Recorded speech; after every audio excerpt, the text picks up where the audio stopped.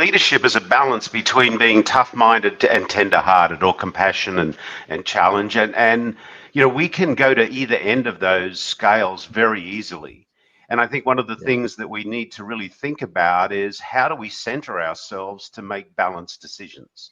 Because either end, I think I might have said to you, Simon, we're just these humble human beings bumbling our way down this pathway of life. And in the bushes are these thieves that run in and grab us. And they're thieves of ego, and they're thieves of short-term thinking, and the sheaves of greed.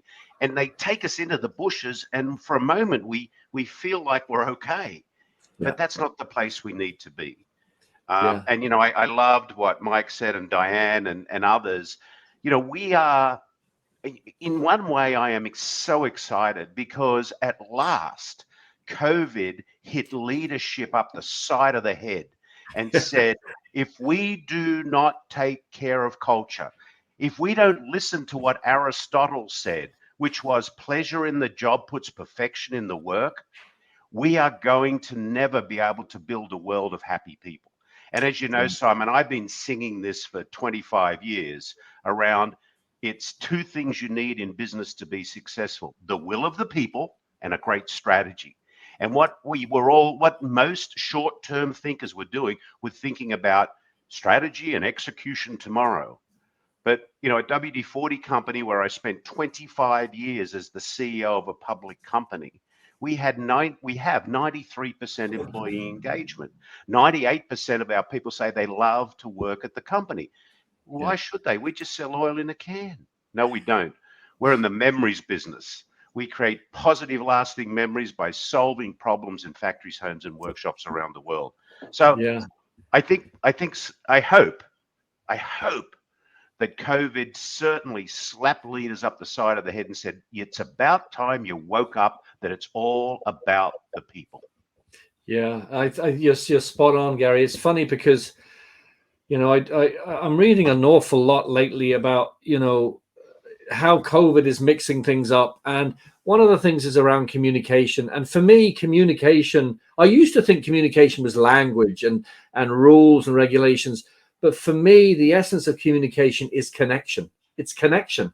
And I think in a funny way, I think this pandemic, because it happened now and we were able to communicate via online systems, it's actually kind of almost dislocated us and made us realize that connection is even more important for us.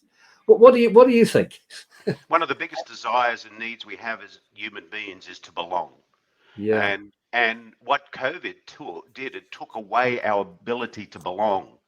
And you're right. I don't know how we would have survived this if we hadn't learned how to be better virtual communicators. Because if you look at people coming back now, as they've now got more comfortable, not as scared as they used to be, they're coming together. And as I see people coming together, they're rejoicing in the connection. So because we need people, people. Today, what we have to ask ourselves as leaders is, how do we create this situation? As you leave your home this morning, Simon, how do you give your husband, wife, significant other, child a big high five and say, I am so excited today because I am going into the office to do fill in the blank. So what is the blank? And sure, I don't want people going to offices sitting in front of screens. They can do that anywhere. But when it comes to strategy and bringing out the creativity of people, how do we do that and bring people together? Because we need to belong. And that's why, I am a big advocate of what I call tribal culture, which is, human beings, we started in tribes. 𝗚𝗿𝗿𝗆, the caveman, was a tribal man or a woman. So no, you're right. And also you mentioned when we spoke before, one of the biggest reason why most leaders aren't great leaders is ego. They self-detach. And I thought about that a huge amount again. And I think it's extremely dangerous if you're a leader and you think, A, you don't need to act on feedback, and B, that you don't need to be able to describe or give the rationale for your decisions. Once you think you don't need to act on feedback and you don't need to substantiate, you're alone. So I Let's talk. introduced you to this person, I think. So this is Yeah, Al. you did. Al is the soul sucking CEO.